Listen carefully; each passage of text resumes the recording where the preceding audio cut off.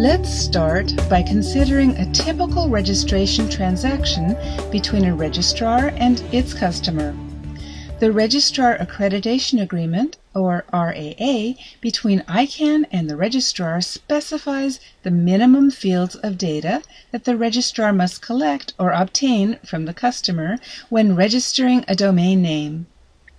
In particular, registrars must obtain the name, postal address, email address, voice telephone number, and, where available, fax number of the registered name holder and technical, administrative, and billing contacts for each GTLD registration. The RAA's data retention specification requires registrars to keep all of these contact details in a database, along with other specified information for the length of time the registrar sponsors the domain name, plus 2 additional years. Here's a list of the information that the registrar must maintain for the length of time the registrar sponsors the domain name plus 2 years. 1. First and last name or full legal name of registrant. 2. First and last name of the registrant's administrative contact, technical contact, and billing contact, or if the registrant is a legal person, which would be an entity being treated as a person for limited legal purposes, the registrant may instead provide the titles of the administrative contact, technical contact, and billing contact. 3. Postal address of registrant, administrative contact, technical contact, and billing contact. 4. Email address of registrant, administrative contact, technical contact, and billing contact. 5. Telephone contact for registrant, administrative contact, technical contact, and billing contact. 6. Who is information as set forth in the Who is specification, which we'll discuss in more detail later in this training. 7. Types of domain name services purchased for use in connection with a registration, and 8. To the extent it is collected by the registrar, the card on file, current period third-party transaction number, or other recurring payment data. The registrar must securely maintain this data in its own electronic database, at a minimum, for the duration of the registration and 2 additional years thereafter. Registrars must also collect a variety of payment, billing, and log file information and maintain that information for no less than 180 days following the relevant interaction. The following is information that must be retained for 180 days. First, information regarding the means and source of payment reasonably necessary for the registrar to process the registration transaction, or a transaction number provided by a third-party payment processor. Second, log files, billing records, and other records such as 1. Source IP address, HTTP headers, 2. The telephone, text, or fax number, and 3. Email address, Skype handle, or instant messaging identifier associated with communications between the registrar and the registrant about the registration. Note that retention of source IP addresses, HTTP headers, telephone, text, and fax numbers, and email addresses, Skype, and instant messaging identifiers is only required to the extent collection and maintenance of such records is commercially practicable or consistent with industry-wide generally accepted standard practices within the industries in which the registrar operates.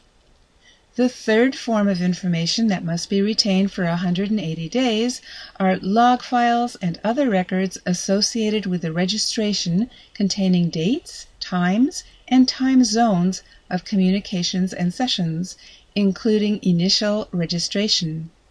Note that retention of other records associated with registrations is only required to the extent collection and maintenance of such records is commercially practicable or consistent with industry-wide generally accepted standard practices within the industries in which the registrar operates.